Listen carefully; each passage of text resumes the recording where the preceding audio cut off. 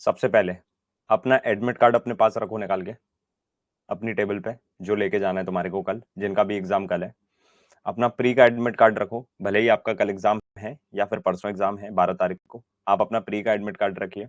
अपनी ID proof अपने साथ में रखिए, अपने फोटोग्राफ्स अपने साथ में रखिए, सारी चीजें जो भी कल आपको लेके जाना है वो चीजें आप रखिए।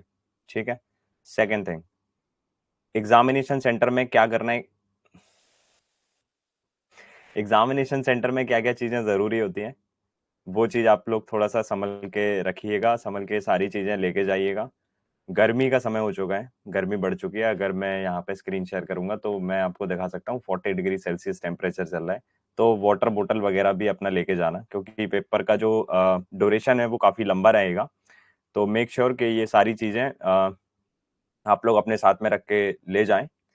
दूसरा, जो लड़के लोग हैं, लड़के लोगों के लिए मैं बता दूं, आराम से ढीले कपड़े पहन के एकदम जाना, पॉसिबल अगर हो तो हाफ शर्ट या हाफ टी शर्ट या फिर नॉर्मल टी शर्ट आप लोग पहन के जाइएगा।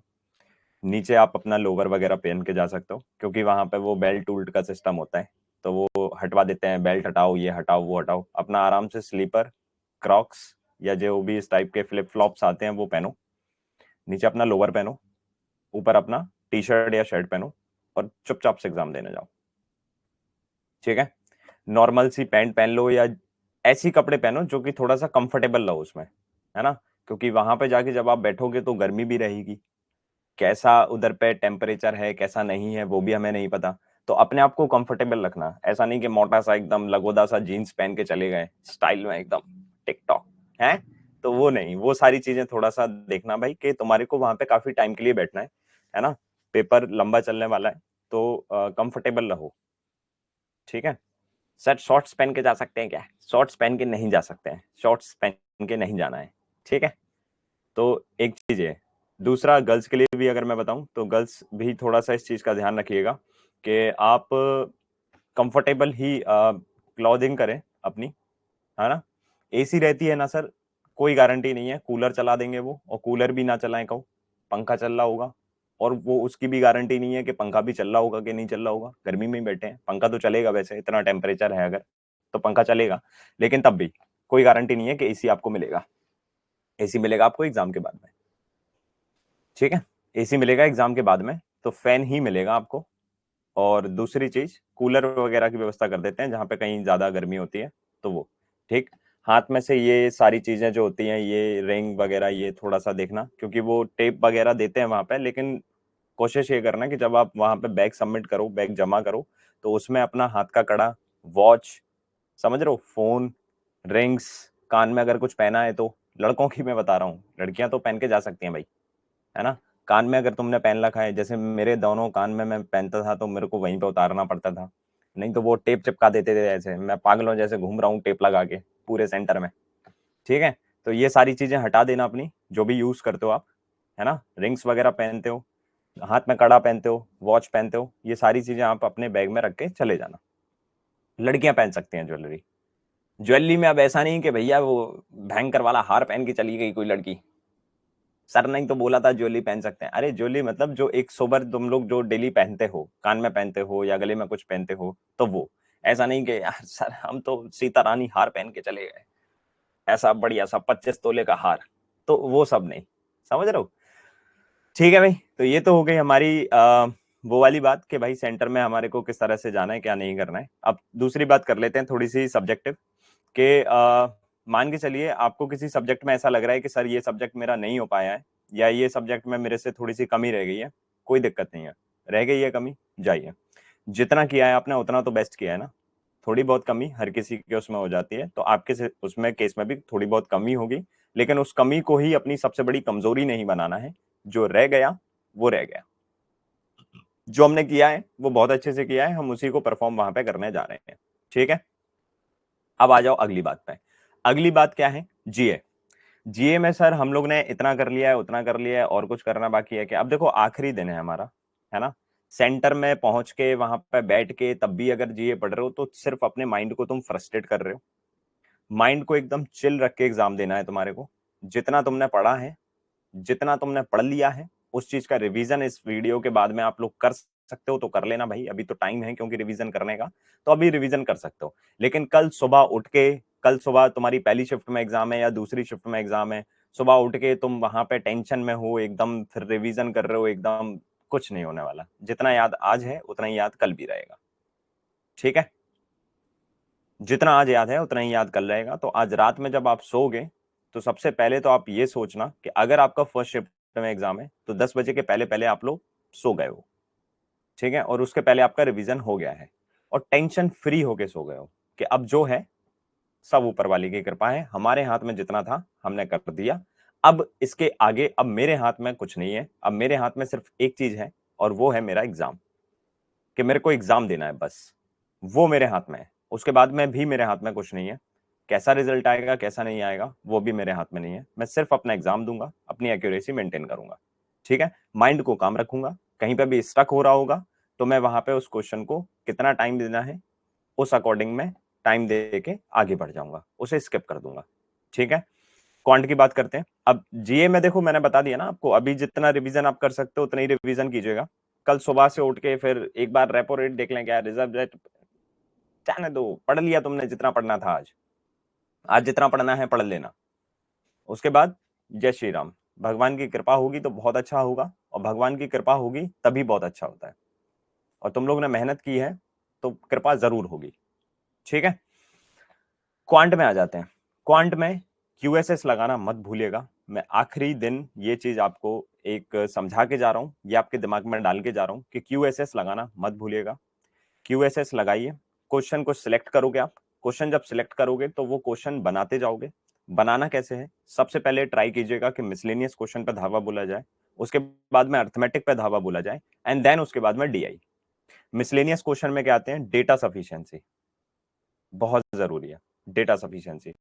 मिसलेनियस में नंबर सीरीज विद वेरिएबल वाले जो नंबर सीरीज आते हैं, क्वाड्रेटिक इक्वेशन, और किसी भी क्वेश्चन में ऐसा नहीं है कि ये क्वेश्चन करना ही करना है, किसी भी क्वेश्चन में अगर आप स्टक हो जाते हो, मतलब सिलेक्ट तो करना है, क्यूएसएस तो लगाना है हमारे को, बट लेकिन अगर उसके बाद भी अगर आप किसी क्वेश्चन में फंस जाते हैं तो वहां पे क्या करेंगे आप, ज्यादा से ज्यादा अगर मिसलेनियस का क्वेश्चन है तो 1 या 2 मिनट में दूंगा, अगर इतने में मेरे को समझ में नहीं आ रहा है कि भाई ये फ्लो क्या है क्वेश्चन का, क्वेश्चन मेरे से पूछना क्या चाहता है, अगर मेरा इतने में नहीं बना ये तो मैं इसको आगे स्किप करके बाद में देखूंगा, मैं उसको मार्क रिव्यू ही रहने दूंगा, लेकिन उसको मैं बाद में देखूंगा।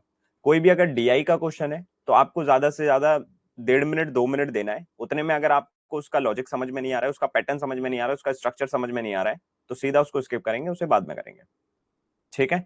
कोई भी सेट ऑफ क्वेश्चन में अगर आपको प्रॉब्लम आ रही है जिसमें आपके 3 या 4 क्वेश्चन है या 3 से ज्यादा क्वेश्चन है, लाइक 3 4 या 5 या 6 क्वेश्चन है, उस सेट में अगर आपको लग रहा है कि नहीं यार मैं क्वेश्चन नंबर ऑफ क्वेश्चन देख के इसको अटेम्प्ट कर रहा हूं, लेकिन तब भी मैं फंस चुका हूं, स्टक हो चुका हूं, लेकिन मेरा मन नहीं मान रहा, मेरे को लग रहा है कि एक बार और ट्राई कर लो बिकॉज इसमें 5 क्वेश्चन है, एक बार और ट्राई कर लिया जाए बिकॉज इसमें 6 क्वेश्चन है, ऐसा मत कीजिएगा। अगर कोई चीज समझ में आएगी तो वो तुरंत समझ में आएगी, और नहीं आएगी तो सीधा आगे बढ़ना है, ठीक है? सिली मिस्टेक नहीं करना है। सिली मिस्टेक क्यों होती है, सिली मिस्टेक होती है जब आप बर्नआउट की स्टेज में एग्जाम देने जाते हो।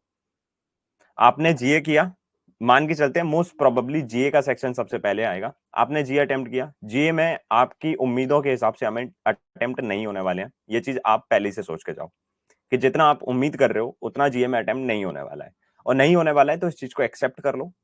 और एक्सेप्ट जब हम कर लेते हैं किसी चीज को तो हमारे को उसका मलाल नहीं होता है, और अगले सेक्शन में उस चीज का इफेक्ट नहीं होता है। तो जब हम जीए अटेम्प्ट करेंगे या जीए के बाद कोई सेक्शन अटेम्प्ट करेंगे और उसके बाद में आपका लीडिंग सेक्शन आता है जिसमें आप लीड कर सकते हो, जैसे क्वांट और रीजनिंग या फिर इंग्लिश भी हो सकता है किसी किसी का, तो वो इफेक्ट नहीं होना चाहिए हमारे प्रीवियस किसी सेक्शन से, है ना? और ये इफेक्ट क्यों होता है, क्योंकि आप जब परेशान हो जाते हो प्रीवियस सेक्शन से तो आपका जो एक्चुअल में लीडिंग स्कोर वाला जो सेक्शन है उसमें आप उतना बेस्ट नहीं कर पाते हो अपना। तो कोई भी सेक्शन जब खत्म हो जाता है तो उसको वहीं छोड़ो, उसमें ज्यादा दिमाग लगाने की आवश्यकता नहीं है, ठीक है? सिली मिस्टेक से बचना है। सिली मिस्टेक भी कब होती है, सिली मिस्टेक भी ऐसी ही सिचुएशन में होती है। कैसे कि हमसे बन रही ना, हमसे हो नहीं रहा, हमसे एक क्वेश्चन छूट गया इसका, हमने वो बहुत टाइम दे दिया उस क्वेश्चन में, हमने बहुत ज्यादा टाइम दे दिया उस क्वेश्चन में, अब दे दिया ना, वो हो गया ना, तो अब इस वाले क्वेश्चन को कर रहे हो ना, इसको बेस्ट तरीके से कीजिए ना आप, इसमें सिली मिस्टेक कर रहे हो अब आप। सिली मिस्टेक कैसे हो सकती है, सिली मिस्टेक एलयूए से हो सकती है, आपको पढ़ना अच्छे से, कोई भी क्वेश्चन अगर आप पढ़ रहे हो, अगर आपको लगता है कि नहीं यार एक बार रीडिंग में मेरे को समझ में नहीं आया है, तो आप उससे दोबारा रीडिंग कीजिए। दोबारा समझ में नहीं आए तो 3 बार रीडिंग कीजिए। लेकिन 3 बार के बाद भी समझ में नहीं आ रहा है, तो यानी कि वो समझने योग्य क्वेश्चन नहीं है। तो वही एक डेडिकेट क्वेश्चन को कितना टाइम देना है, 1 या 1.5 मिनट देना है, उतने में वो समझ में आ जाता है कि ये अटेम्प्ट होगा या नहीं होगा। तो एलयू अच्छा रखना है जिससे कि आपकी सिली मिस्टेक्स ना हो। और क्वांट में कोई भी चीज टफ नहीं होगी, मैं आपको पहले ही बता रहा हूं। क्वांट में अगर कोई चीज होगी तो वो आपकी कैलकुलेशन ही आपको फंसा सकती है। आप कैलकुलेशन में गड़बड़ करोगे तो ही आप फंस सकते हो, अदरवाइज आप नहीं फंस सकते हो। क्योंकि कोई भी चीज जो होती है वो एक स्टेटमेंट होती है, और उस स्टेटमेंट को जब हम अच्छे से पढ़ते हैं तो वो हमें समझ में आ जाता है ना। क्वांट और रीजनिंग के जो स्टेटमेंट होते हैं वो हम एक बार या 2 बार पढ़ते हैं, हमारे को समझ में आ जाते हैं। तो अब जो मिस्टेक्स हो रही हैं वो हमारी कैलकुलेशंस में हो रही हैं। तो मेक श्योर ये करना अपने आप को कि कैलकुलेशन में आप मिस्टेक नहीं कर रहे हो, कैलकुलेशन में मिस्टेक नहीं चलेगी। ठीक है। और अगर आपको लगता है कि कैलकुलेशन में मिस्टेक हो गई है, कभी कभी हमें बीच में ये फील हो जाता है कि नहीं यार इसमें लगता है मैंने कुछ एरर कर दिया। मैं भी बोलता हूं ना, नहीं यार ये आंसर नहीं आएगा इसका, नहीं यार ये फील नहीं हो रहा है मेरे को। तो जब आपको ऐसा लगे ना, तो उस क्वेश्चन को स्किप कर दीजिएगा उस समय के लिए, उस पेज को हटा दीजिएगा, दूसरे क्वेश्चन को ट्राई कीजिएगा। जब दूसरा क्वेश्चन पूरा अटेम्प्ट कर लो, फिर वापस उस पर जाइएगा। जो आपसे एरर हो रहा था वो एरर अब खत्म हो जाएगा। ये क्वांट के लिए बात हो गई। ठीक है। रीजनिंग के लिए क्या करना है, रीजनिंग में भी सीक्वेंस मैटर करता है, जो कि मैंने अभी मॉक में भी आपको अटेम्प्ट करवाया था। उसमें भी आप मिसलेनियस पहले धावा बोलेंगे, कोडेड वाली चीज है, coded blood relation, coded direction sense, coded inequality, या फिर normal inequality, normal syllogism, normal blood relation. ये सारी चीजें आप लोग करेंगे। सबसे पहले ये मिसलेनियस वाला पार्ट आप क्यूएसएस में सिलेक्ट करेंगे। उसके बाद में अगर आपको लगता है कि कोई पजल ऐसी है जो बनाने योग्य है, हमने काफी प्रैक्टिस की है पजल की, हमें प्रैक्टिस पजल बनाना आती है। फालतू का अगर कोई डायरेक्शन दिया गया है, डायरेक्शन पढ़ के उसके नोट पढ़ के पजल समझ में नहीं आ रही है, तो अगर वो समझ में नहीं आ रही है तो वो बन भी नहीं पाएगी हमसे। तो हमारे पास में काफी पजल्स हैं।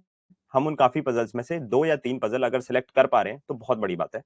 हम उन 2-3 पजल में जो सिलेक्ट किया उसमें से अगर हम 50% भी अटेम्प्ट कर लेंगे, लाइक मैंने 3 पजल सिलेक्ट किया, उसमें से अगर मैंने एक पजल अटेम्प्ट कर लिया और एक को मैंने बात के लिए छोड़ दिया, तो ये अच्छी डिसीजन है। अगर मैंने 2 पजल सेलेक्ट किया, उसमें से एक अटेम्प्ट कर लिया, एक को बात के लिए छोड़ दिया, तो ये अच्छी वो है, मतलब मेरी स्ट्रेटेजी। ठीक है। ऐसा नहीं कि मैंने एक ही पजल सेलेक्ट किया, उसी को अटेम्प्ट कर रहा हूं और उसमें ही फंस गया, ये गलत है। ठीक। सबसे पहले मिसलेनियस करेंगे आप लोग। क्रिटिकल रीजनिंग के क्वेश्चन कौन से करेंगे, जो क्वेश्चन आपको देखने में इजी लग रहे हैं, क्योंकि जो आपका माइंड फील कर रहा है इजी, जो आपका माइंड जिसमें कंफर्टेबल है, उसी की वो अंडरस्टैंडिंग भी कर पाएगा। मान के चलिए मेरे पास में क्रिटिकल रीजनिंग का क्वेश्चन लिख दिया गया है, अब मेरा माइंड कंफर्टेबल नहीं है, मेरे माइंड को लग रहा है कि यार ये क्वेश्चन बड़ा है, मेरे माइंड को लग रहा है कि यार इसमें कुछ तो भी तो है। तो अब मैं उसे पढ़ूंगा ना, जब भले ही वो कितना भी इजी क्वेश्चन हो, लेकिन मेरा माइंड उसे अंडरस्टैंड नहीं कर पाएगा। क्यों? क्योंकि वो उसको कहीं ना कहीं पहले से इग्नोर कर रहा है, उस टाइप के क्वेश्चन को। तो जब आपका माइंड अलाउ नहीं कर रहा है आपको, तो आप उसके अंदर कूदे ना। समझ में आ रहा है? तो क्रिटिकल रीजनिंग के क्वेश्चन में उन्हीं में कूदिएगा जिसमें आपका माइंड आपको अलाउ कर रहा है, जहां पे आपको वाइब आ रही है, जहां पे आपको गट फीलिंग आ रही है कि नहीं यार ये क्वेश्चन मैं ठीक कर सकता हूं। लाइक कोर्स ऑफ एक्शन हो गया, कॉज एंड इफेक्ट हो गया, अजम्पशन वाला क्वेश्चन हो गया, आर्ग्यूमेंट वाला क्वेश्चन हो गया। उन्हीं क्वेश्चन पे हम लोग क्रिटिकल रीजनिंग के क्वेश्चन पे धावा बोलेंगे, जो हमारे को लगता है कि हाँ मेरा माइंड अलाउ कर रहा है कि भाई इतने टाइम में इसको पढ़ा जा सकता है, इतने टाइम में इसको पढ़ के मैं आंसर निकाल सकता हूं, मेरे माइंड ने अलाउ किया है। तो अब वो मेरा माइंड उसको अंडरस्टैंड भी करेगा, क्योंकि अंडरस्टैंड आपका माइंड सब कुछ कर सकता है, बट वो अलाउ नहीं करता है। तो जहां अलाउ करेगा वहीं आपको वहां पे वो समझने के योग्य बना पाएगा। ठीक है। तो रीजनिंग में भी यही करना है आपने। ठीक है। अब देखो कितने क्वेश्चन आएंगे कितने नहीं आएंगे ये तो बता पाना मतलब थोड़ा सा कठिन है, मेरे लिए भी और आपके लिए भी, है ना। ये तो बता पाना थोड़ा सा अजीब भी हो जाएगा कि कितने मिसलेनियस के क्वेश्चन आएंगे। लेकिन हाँ, जितने भी आएंगे आप कोशिश ये कीजिएगा कि दोनों ही सेक्शन में, क्वांट और रीजनिंग सेक्शन ही आपका स्कोर बढ़ाएंगे, क्वांट और रीजनिंग ही आपको सिलेक्शन दिलाएंगे, ये बात ध्यान रख के जाइएगा। तो क्वांट और रीजनिंग में अगर आपको फील हो रहा है कि भाई मैं 25 से ज्यादा या 30 से ज्यादा अटेम्प्ट कर सकता हूं, तो बिल्कुल कीजिएगा, बिल्कुल अटेम्प्ट कीजिएगा, अपने आप को रोकिएगा मत, क्योंकि आपको नहीं पता जिस सेक्शन को या फिर जिस शिफ्ट में आप एग्जाम दे रहे हो वो शिफ्ट हार्ड है या इजी है। वो आप बाहर आओगे तब बाहर आके पता पड़ता है कि हमारी शिफ्ट तो बहुत हार्ड थी, हमारी शिफ्ट तो बहुत इजी थी। तो फिर वो चीज काश में तब्दील ना हो जाए कि हमारी शिफ्ट बहुत हार्ड थी, हमने इतना ही अटेम्प्ट किया, हमारी शिफ्ट बहुत इजी थी, हमने तो इतना ही अटेम्प्ट किया, हम और कर सकते थे। तो वो काश में बदलना नहीं चाहिए, आपको अपना बेस्ट करना है, उस समय आपका जो बेस्ट होगा, अगर वो शिफ्ट हार्ड है तो आपका बेस्ट ऑटोमेटिकली डाउन रहेगा, और अगर वो शिफ्ट इजी है तो आपका बेस्ट जो है वो ऑटोमेटिकली ऊपर जाएगा। तो अपने आप को ज्यादा अटेम्प्ट करने से रोकना भी नहीं है, और अपने आप को बहुत ज्यादा अटेम्प्ट करने से बचाना है। क्योंकि जब एग्जाम हार्ड है तो हमारे को अंदर से फील आएगा कि यार मैं तो मॉक में इतने क्वेश्चन करता था, सर ने तो मेरे को इतने क्वेश्चन करने के लिए बोला है, मेरे से तो इतने ही क्वेश्चन हो पाए, मेरे से तो 20 क्वेश्चन हो पाए, मेरे से तो 22-25 क्वेश्चन ही हो पाए, सर ने तो बोला था कि इतने पॉसिबल हैं। तो आपको समझना पड़ेगा उधर पे कि नहीं यार, हो सकता है कि चीजें थोड़ी सी हार्ड है, क्योंकि आप एक सेक्शन की वजह से दूसरा सेक्शन गड़बड़ कर लोगे, और मैं वो नहीं चाहता बिल्कुल भी। मैं कह रहा हूं कि बिल्कुल भी हार्ड पेपर नहीं है, मॉडरेट लेवल का पेपर आया, लेकिन तब भी आपके अटेम्प्ट नहीं हो पाए। तो उस समय भी आपको क्या करना है, उस समय भी आपको बिल्कुल शांत रहना है कि भाई मैंने अपना बेस्ट किया है। अब जब आप अपने आप को शांत रखोगे उस समय, तो अगला सेक्शन इफेक्ट नहीं होगा उससे। समझ में आ रहा है? ये सारी चीजें आपको कर रहे हैं। रही बात इंग्लिश की, तो इंग्लिश में आपने जो भी स्ट्रेटेजी बनाई है, इंग्लिश में जिस भी टाइप के क्वेश्चन आप लोग अटेम्प्ट करते हैं, इंग्लिश में आप लोग वैसे ही अटेम्प्ट कीजिएगा। मैं इसमें स्पेशली बहुत ज्यादा नहीं बोलूंगा, बिकॉज मैं इस सब्जेक्ट का एक्सपर्ट नहीं हूं। दूसरा, आपने इंग्लिश की बहुत सारा क्लासेस किया है, बहुत ज्यादा प्रैक्टिस की है, और कहीं ना कहीं आपने सेक्शनल मॉक भी लगाएंगे, आपने सब किया होगा। तो इंग्लिश में भी आपको पता है कि कौन सा कैसा सीक्वेंस रखना है, किस तरह के क्वेश्चंस आपको अटेम्प्ट करना है, राइट? और जो भी क्वेश्चन करना है वो बिल्कुल एक्यूरेसी से करना है ना? जिस भी क्वेश्चन को आप टिक कर रहे हो, जैसे किसी क्वेश्चन का आंसर 456 आया, तो आपको देखना है कि कहीं 465 तो नहीं दिया गया ऑप्शन में, कहीं 446 तो नहीं दिया है ऑप्शन में, कि मतलब जो मैंने 456 आंसर लगाया है, मतलब निकाला है, मैं उसी को टिक कर रहा हूं ना, मैं 456 ही टिक कर रहा हूं ना। ऐसा तो नहीं जल्दीबाजी के चक्कर में मेरा माउस ऊपर से नीचे चला गया और मैंने 446 टिक कर दिया। तो ये चीज भी आपको चेक करना है, ठीक है? नन ऑफ दीज अगर किसी भी सेंस में आपका आंसर निकल रहा है, वैसे तो नन ऑफ दीज ऑप्शन नहीं होता है ज्यादातर, अगर हम बात करें तो नन ऑफ दीज ऑप्शन आपको एग्जाम में नहीं मिलेगा, लेकिन स्टिल किसी भी केस में या किसी भी क्वेश्चन में आपको नन ऑफ दीज का आंसर मिल रहा है, तो आप वहां पे बहुत तेजी से, जो मैंने वर्बल अप्रोच आपको सिखाई है, वर्बल अप्रोच इसलिए सिखाई है, आप वर्बली उस क्वेश्चन को देखेंगे, क्या सच में मेरा आंसर जो मैंने सॉल्व किया है और जो मैं वर्बली अभी कर रहा हूं, वर्बली हम क्यों कर रहे हैं? क्योंकि तेज चेक करना है अब हमारे को, क्योंकि हमने चीजें तो पूरी कर ही ली है ना, तो चेक करते हैं तो हम बहुत फास्ट कर पाते हैं। तो वर्बली उसको देखो, क्या सच में नन ऑफ दीज है? हाँ जी, तो फिर टिक किया, आगे बढ़ गए। तो इससे आपकी एक्यूरेसी मेंटेन रहेगी, इससे आपके अटेम्प्ट भी मेंटेन रहेंगे और आपकी एक्यूरेसी भी मेंटेन रहेगी, ठीक है? और डरना नहीं है, परेशान नहीं होना है। सुबह उठ के बढ़िया आराम से, आपको अगर नहाना धोना पसंद है तो भाई नहा धो सकते हो, मतलब सबका अपना अपना व्यक्तिगत सोच होती है। तो मैं इसमें चीजों में रेस्ट्रिक्शन नहीं डालूंगा कि नहीं सुबह नहाना ही है, आपको मंत्र जाप करना है, पूजा करना है। सबका अलग होता है भाई नजरिया, सब अलग तरीके से देखते हैं दुनिया को।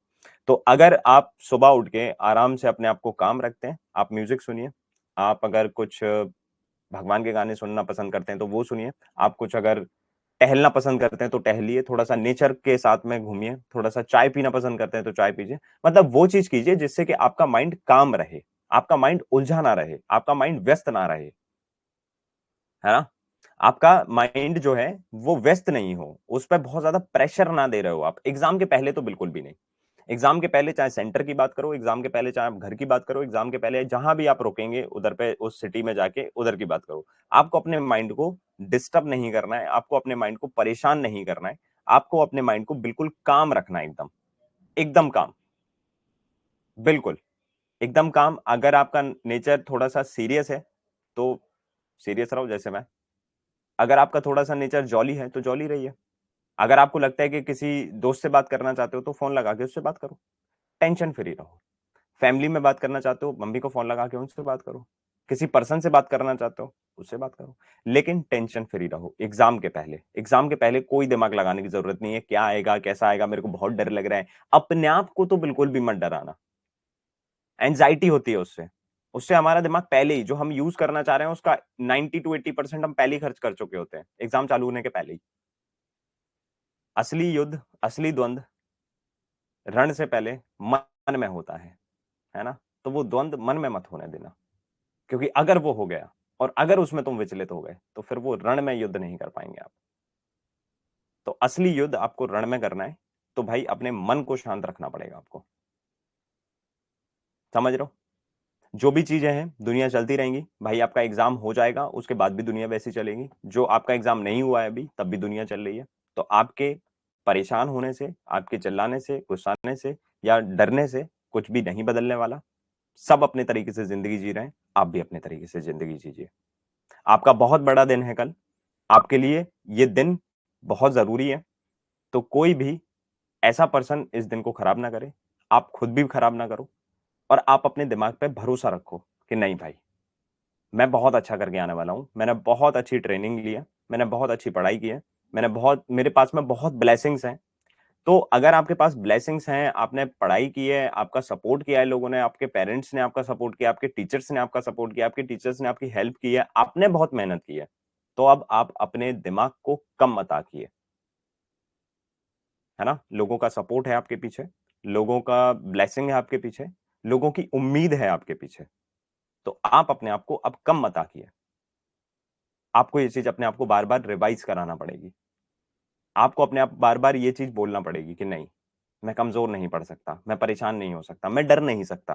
क्या ही होगा, क्या ही होगा, पेपर आ जाएगा तो एक स्थिति मैं वो मान के ले चलता हूं कि जो जिससे आपको डर लग रहा है, फेल ही होगे ना, तो हो जाएंगे ना।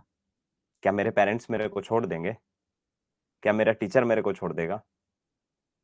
क्या मेरे को जो सपोर्ट करते हैं वो लोग छोड़ देंगे क्या? जो मेरे लिए होप लेके बैठे हैं, क्या उनकी होप टूट जाएगी क्या? थोड़ी देर के लिए खराब हो सकती है, लेकिन टूटेगी नहीं।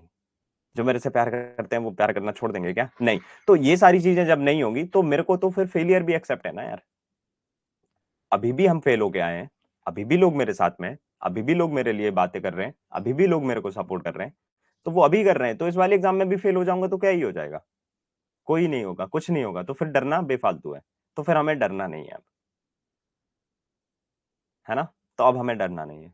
उन्होंने हमारे एक फेलियर के पहले भी हम फेलियर देख चुके हैं, उसके बाद भी सपोर्ट किया है सब लोगों ने, उसके बाद भी वो उसी तरह से हमारे को सपोर्ट कर रहे हैं। तो अगर मैं इसमें भी फेल हो जाऊंगा तो सपोर्ट करेंगे। तो अब वो डर हमारे को नहीं आएगा।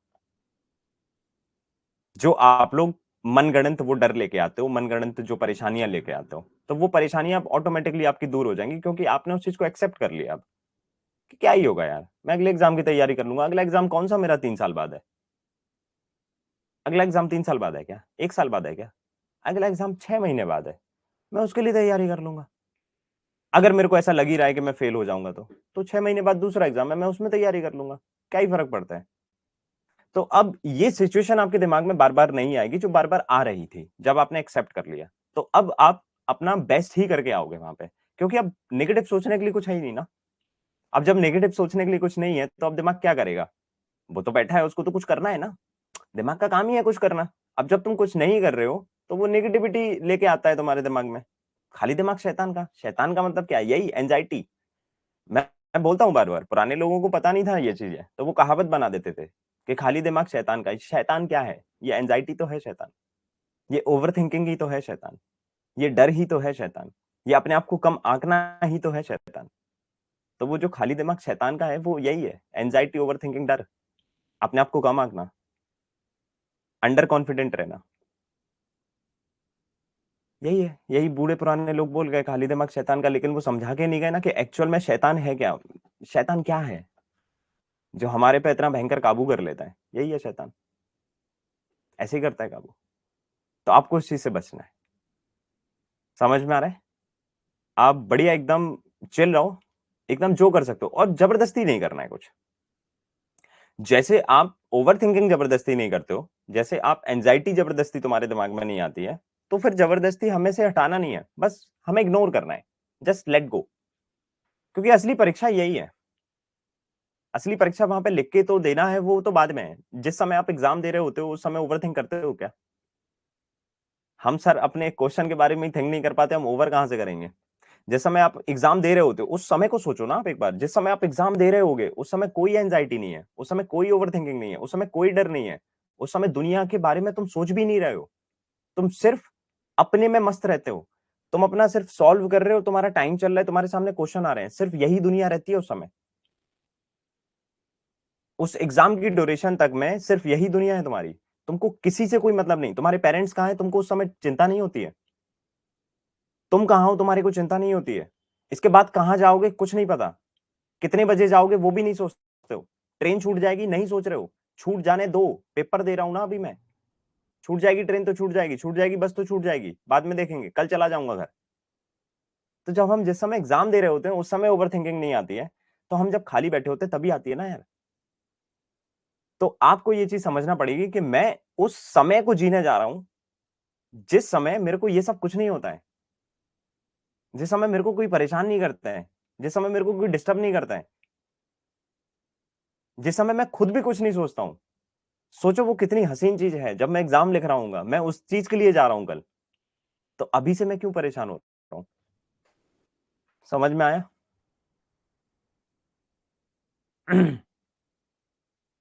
तो अभी परेशान नहीं होना है ना फिर उस चीज के लिए। मैं तो भाई उतावला हूं, मैं तो मतलब अंदर से एक्साइटेड हूं कि वो समय कैसे मेरे को बैठना है, उधर पे जाके सेंटर पे बैठूंगा, वहां पे स्क्रीन होगी, बढ़िया आराम से मेरा पूरा सेटअप होगा, मेरे लिए सब कुछ बनाया होगा, मेरी नाम की सीट होगी, मेरा नाम उधर पे स्क्रीन पे होगा, कितना अच्छा लगेगा, कितना स्पेशल फील होता है। तो मैं तो वो स्पेशल मोमेंट जीने जा रहा हूँ कल, तो इससे डर क्यों रहा हूँ? डरना नहीं है, डरना नहीं है, आपको एक्साइटेड रहना है, आपको बिल्कुल एकदम कब लिखूं, कब कर दूं, मैं कब माउस से टिक कर दूं, ऐसे कब कर दूं, ये सोचना है। समझ में आ रहा है? और रही बात जो भी आपने पढ़ा है, जो भी आपका छूटा है, कोई बात नहीं, जितना पढ़ना था पढ़ लिया, जितना छूटना था छूट गया। समझ में आया? जितना पढ़ना था पढ़ लिया, जितना छूटना था छूट गया, कोई बात नहीं, ईश्वर ब्लेस करेगा, हम ब्लेसिंग ले लेंगे। समझ में आ गया? चलो। हाँ, रिलीज हुआ कुछ?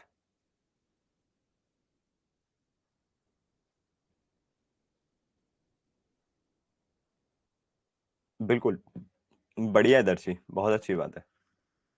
जो भी आपको अच्छा लगता है वो कीजिए आप। आपको कुकिंग पसंद है, कुकिंग करो ना आज। आपको म्यूजिक सुनना पसंद है, म्यूजिक सुनिए आज। आपको बैठना पसंद है, आप बैठिए, लेकिन वही बात है ना, बैठोगे तो फिर वही खाली दिमाग। अपने फैमिली मेंबर्स के साथ बैठिए, उनको बताइए, उनसे बात कीजिए, जो इतने दिनों से प्रिपरेशन में नहीं कर पाए उनसे बैठ के आज बात कर लो।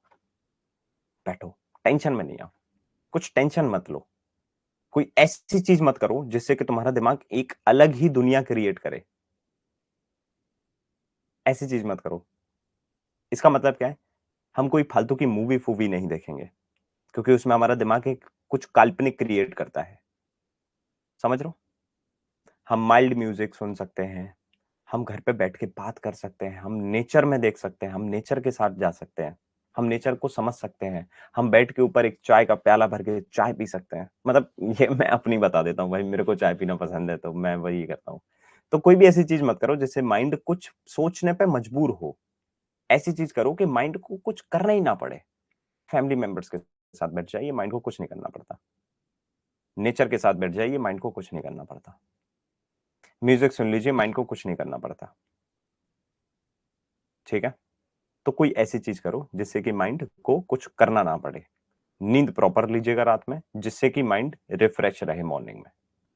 यूट्यूब से दूर रहिए, यूट्यूब नहीं देखना है, कुछ भी नहीं देखना है यूट्यूब पे, कुछ भी नहीं, मतलब कुछ भी नहीं। सर कुछ क्वांट का सेशन देख लूं? नहीं। रीजनिंग का? नो। जीए पढ़ लूं? सर जीए पढ़ना है तो तुम्हारा रिवीजन करना है, नया कुछ नहीं। जीए जो तुम पढ़ चुके हो वो पढ़ो भाई, कुछ नहीं करना है। सर एक आध रील देख लें? नो। माइंड को परेशान नहीं करना है। एंड रील सबसे ज्यादा बुरी चीज है। शॉर्ट्स देखना, रील देखना, ये सबसे बुरी चीज है। ये माइंड में सिर्फ ट्रैश भर रहे हैं तुम्हारे, और कुछ नहीं कर रहे हैं। नहीं देखना है, बिल्कुल नहीं देखना है। सर आज आईपीएल का गेम देख लूं क्या, कल तो एग्जाम है? नो। कोई भी ऐसी चीज नहीं करना है जहां पे तुम्हारा दिमाग वहां पे लग रहा है, तुम्हारे स्टेटमेंट वहां पे जा रहे हैं, तुम्हारे आर्ग्यूमेंट वहां पे जा रहे हैं। कोई भी ऐसी चीज नहीं करना है, ना किसी से बहस करना है, ना किसी से आर्ग्यूमेंट करना है, कुछ नहीं, निश्चिंत रहना है बिल्कुल एकदम। सिर्फ अगर करना है तो अपना जीए का रिवीजन कर लेना बस। और मस्त रहो एकदम, मस्त रहो एकदम। सिर्फ हम एग्जाम देने जा रहे हैं, मस्त रहेंगे एकदम, किसी से कोई दिक्कत नहीं है। सब बहुत बहुत अच्छे लोग हैं, सब अच्छे हैं, पूरी दुनिया में 141 करोड़ है, सब अच्छे हैं, सब। मैं भी अच्छा हूं, जिसका एग्जाम है मैं खुद भी सोचूंगा मैं भी अच्छा हूं, सब अच्छे हैं, किसी से कोई द्वेष नहीं है, कोई परेशानी नहीं है। समझ में आ रहा है? क्योंकि वो आपका दिन है और आपको ही कंट्रोल करना पड़ेगा अपने इमोशंस पे, अपनी फीलिंग्स पे, अपने डर पे और अपनी हर एक चीज पे। ठीक है। आई हैव क्वेश्चन जिसका 12 को एग्जाम है, 10 का एनालिसिस रिव्यू देखें कि नहीं? यार देखो, इसमें ना काफी मिक्स सा रिएक्शन है मेरा। मेरे हिसाब से अगर आपका 12 को एग्जाम है तो मेरे हिसाब से तो रिव्यू देखने की कोई ऐसा आवश्यकता है नहीं। लेकिन समस्या ऐसी है कि हम चारों तरफ टेक्नोलॉजी से इतना ज्यादा घिरे हुए हैं ना कि हम ना चाहते हुए भी वो इंफॉर्मेशन हमारे तक आ जाएगी। ऐसा हो ही नहीं सकता कि तुमको पता ना पड़े कि 10 तारीख को क्या नहीं आया था, भले ही तुम रिव्यू ना देखो। क्योंकि इतना कंट्रोल नहीं है आज के टाइम पे लोगों में। इतना कंट्रोल नहीं है कि मेरा अगर एग्जाम 12 तारीख को है तो मैं ये अपना फोन उठा के स्विच ऑफ करके एकदम रख दूं वहां पे, और अब मैं 13 तारीख को या फिर 12 तारीख को जब लौटूंगा तब भी मैं अपना मोबाइल देखूंगा। नहीं कर सकते हम। नहीं कर सकते हम का मतलब क्या हुआ कि अब अगर हम ये चीज करेंगे तो हम अपने आप को रेस्ट्रिक्ट कर रहे हैं, और जब हम रेस्ट्रिक्ट करेंगे तो ये पागल हो जाएगा। फिर इसको इसके मन का नहीं मिलाना अब। तो अब ये फिर बोलेगा कि चल ठीक है भाई, तूने रेस्ट्रिक्ट किया ना, मैं अपने हिसाब से करता हूं। तो अगर आपको चाहिए ही है तो देख लेना, लेकिन बहुत ज्यादा उससे फर्क नहीं पड़ेगा। आपको ये भी समझ में आना चाहिए। आप देखो, क्योंकि 12 को एग्जाम है, 2 दिन का गैप है। हम अपने आप को कितना भी रोक ले, हम नहीं रोक पाएंगे। हमारे को किसी ना किसी तरीके से पता पड़ ही जाएगा कि क्या आया है। हम वीडियो के तौर पे पता कर लेंगे या फिर कहीं ना कहीं कुछ तो भी हम चलाएंगे ना, हमारे को उधर पे पता पड़ जाएगा कि कैसा पेपर आया है। और जब हमारे को एक छोटा सा हिंट मिलेगा ना कि ऐसा पेपर आया है, फिर हमारे को लगेगा कि हम और जानते हैं, और जानने की जरूरत है, और जानने की जरूरत है। तो जब जितना ज्यादा आप रेस्ट्रिक्ट करोगे ना, ये उतना ज्यादा प्रेशराइज करेगा आपको। तो बेटर इसके आप रेस्ट्रिक्ट मत करो, देखो, खत्म करो, खत्म। एनालिसिस देखा, एक जगह देखा बस, एक जगह देखा। अगर मैं करूंगा तो आ जाना भाई, मेरा एनालिसिस देख लेना। आपको पता है कि मैं इधर उधर की बातें फालतू की करता नहीं। किसी का भी अगर मैं नहीं कर रहा हूं तो किसी भी एक जगह आपने रिव्यू देखा, रिव्यू देखने के बाद अब मेरे को नहीं देखना है। अब इतना टाइम नहीं है मेरे पास कि अब मैं भाई पूरी दुनिया भर के रिव्यू देखूं कि इस बच्चे ने क्या किया, इसने जाके क्या किया, कौन सा क्वेश्चन फंस गया था, कैसा क्वेश्चन फंस गया था, किस स्लिट आ गई, अच्छा किस स्लिट अब नहीं आ गई, किस स्लिट फंस गई, क्रिटिकल रीजनिंग आई नहीं, ये हुआ नहीं, वो हुआ नहीं, जी ये बहुत बेकार, जी ये बिल्कुल ऐसा सड़ा सा आ गया, जी ये पता नहीं कहां से आ गया। No, big no, big no. ये सब नहीं करना है। हम एक देख लेंगे अपनी संतुष्टि के लिए, अपने माइंड की संतुष्टि के लिए, इसको खुश रखने के लिए ना एक देख लूंगा बस। ये खुश हो जाए बस, ये बेचैन ना बैठे, एकदम ऐसा बावला सा ना कर दे मेरे को। इसकी खुशी के लिए एक देख लूंगा और फिर उसके बाद में जाओ भाई। अब जिसने जैसा दिया पेपर, अच्छी बात है, तुम्हारा भाग्य, तुम्हारी किस्मत। मेरा 12 को है, मैं अपना अच्छे से देके आऊंगा। समझ में आया? क्लियर हुआ? मेरा यार, मेरा एग्जाम नहीं है यार, मैंने नहीं दिया है इस बार एग्जाम ना, इस बार के एग्जाम मैंने नहीं दिए। हाँ sir, should we make guesses in GA, will low accuracy impact normalization negatively? बिल्कुल नहीं करना है गैसेस, बिल्कुल नहीं, है ना। गैसेस के ऊपर थोड़ा सा आपको दूरी रहना तो ज्यादा बेटर है। आप 100% एक्यूरेसी के साथ में क्वेश्चन अटेम्प्ट कीजिए, जितना भी होता है आपका, है ना। अब इसमें हमारा सेक्शनल कट ऑफ तो है नहीं। अब सेक्शनल नहीं है अगर, तो फिर आप उस चीज में निश्चिंत रहिए फिर, है कि नहीं। आप उस चीज में निश्चिंत रहिए। आप अपना क्वांट रीजनिंग इंग्लिश में स्कोर बढ़ाइए। जीए में पूरी दुनिया ही उतना करेगी जितना आपसे बन पाएगा, क्योंकि आपने भी वही परिवेश में रह के पढ़ाई की है, उन्होंने भी वही परिवेश में रह के पढ़ाई की है। ठीक है। आपको लगता है कि भाई मैंने अगर पढ़ाई भयंकर नहीं की है जीए की, तो आप भयंकर अटेम्प्ट नहीं कर पाएंगे। और अगर आपको लगता है कि मैंने बहुत भयंकर पढ़ाई की है जीए की, तो आप भयंकर अटेम्प्ट कर सकते हो, लेकिन फिर उसका इम्पैक्ट क्वांट और रीजनिंग पे ही पड़ेगा। समझ में आया? कितने अटेम्प्ट हो सकते हैं अप्रोक्स? अप्रोक्स अगर मैं टोटल अटेम्प्ट्स की बात करूं तो मैं टुकड़ों में बताता हूं। लाइक इतना सोच के चलना कि क्वांट रीजनिंग और इंग्लिश में मिला के आपका मोर देन 75-80 की रेंज में आपका अटेम्प्ट होना चाहिए, और वो हो जाएगा। इतना आपका अटेम्प्ट होना चाहिए, जो कि पॉसिबल है, कर सकते हैं। और वहां पे देखो, मैं एक चीज बताऊं, वहां पे बैठ के कोई अटेम्प्ट नहीं गिरना है। अटेम्प्ट आप तभी गिनते हो जब आपका पेपर पूरा एक्चुअल में अटेम्प्ट हो जाता है। और अगर आप अटेम्प्ट पेपर देने के साथ में गिन रहे हैं तो आपका फोकस फिर पेपर पे नहीं है, आपका फोकस सिर्फ इतने में है कि इतना मैंने इसमें कर लिया, इतना मैं इसमें कर लेता हूँ, उतना मैं उसमें कर लेता हूँ। आप अपना बेस्ट देते जाइए, वही आपके बेस्ट अटेम्प्ट है, सच कह रहा हूं मैं।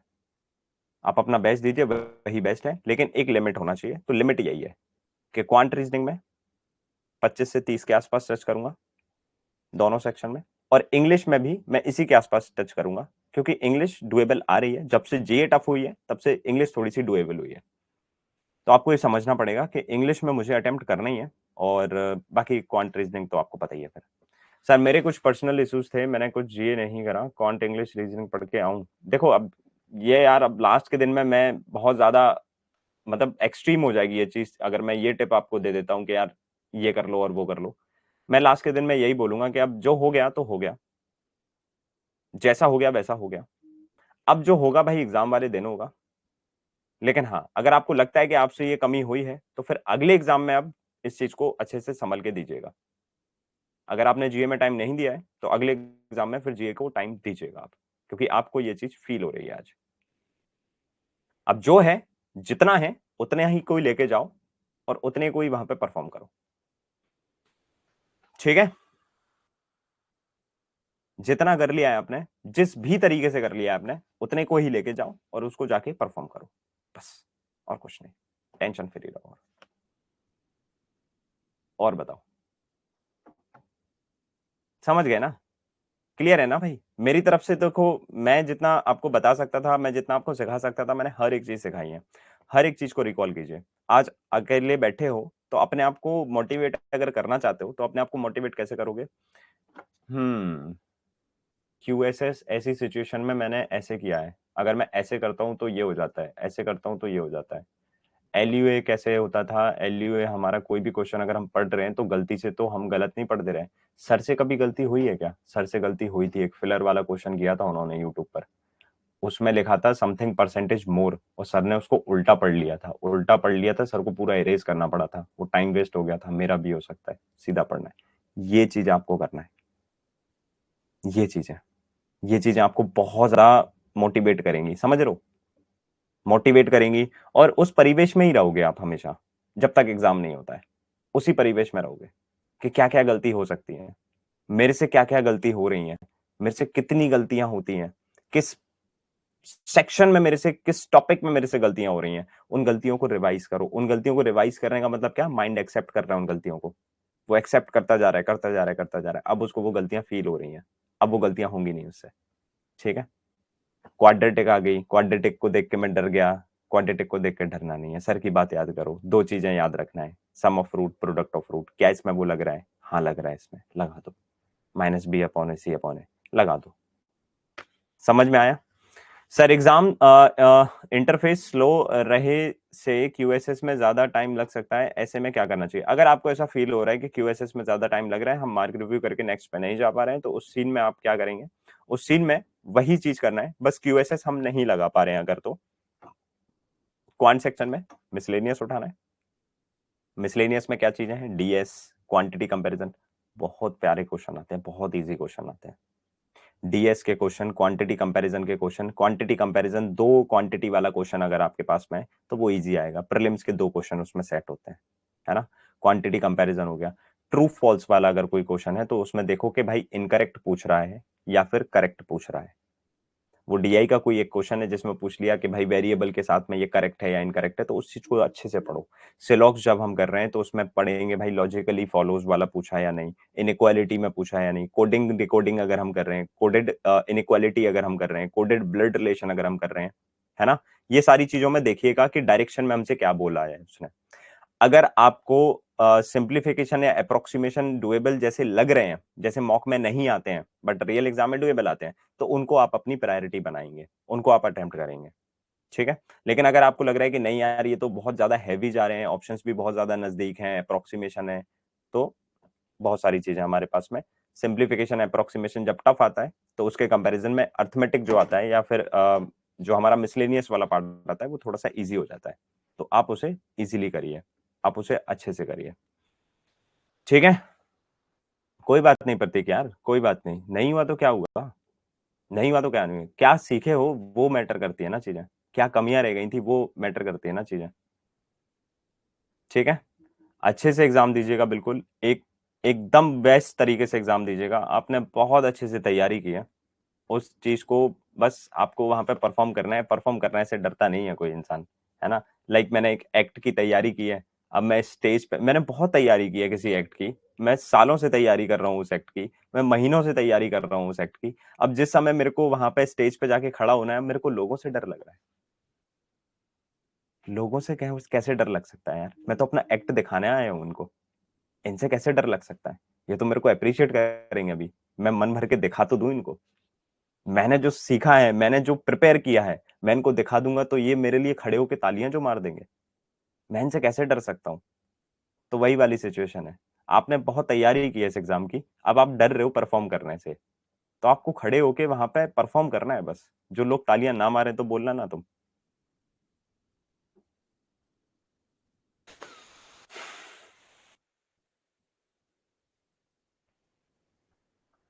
समझ में आया?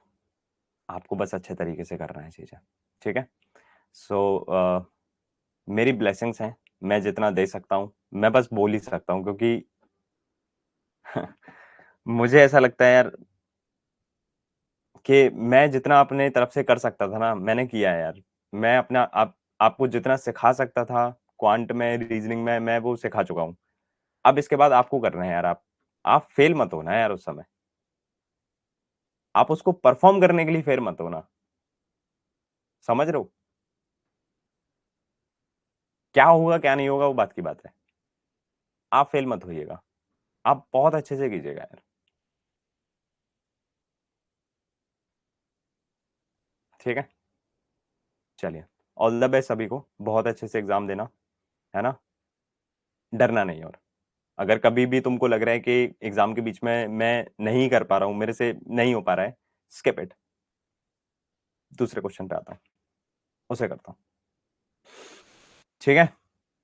बहुत अच्छे से कीजिएगा, बिल्कुल एकदम। और बाकी कल जिनका भी एग्ज़ाम है, वो मेरे को एक बार मैसेज कर दीजिएगा टेलीग्राम पे, अपना मोबाइल नंबर के साथ में। तो फिर उससे मैं क्या करूँगा, जब मैं रिव्यू लेने आऊँगा सुबह, तो आपसे मैं कनेक्ट कर लूँगा।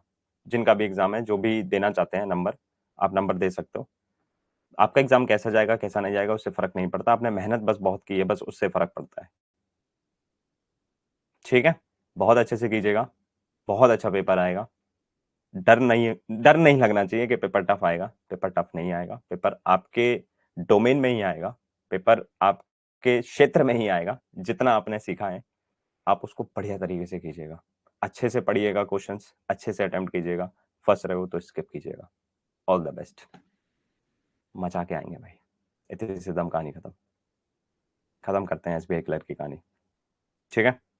ऑल द बेस्ट, सभी को ऑल द बेस्ट। और मेरी तरफ से बस मैं यही आपको ब्लेसिंग दे सकता हूँ, क्योंकि बाकी जो मैं दे चुका हूँ वो ज़्यादा प्रीसियस था और वो तुम लोगों ने लिया है ना? All the best. अच्छे से करना दोस्तों। Take care. राधे-राधे।